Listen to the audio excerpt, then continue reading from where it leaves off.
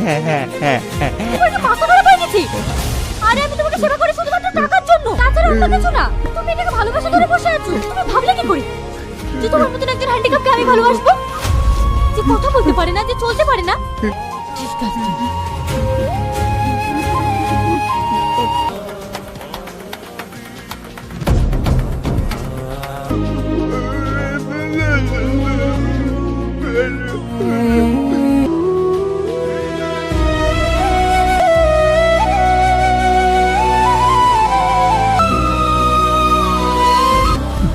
Sorry, কালকে তোমাকে ওভাবে বলাটা আমার উচিত হয়নি।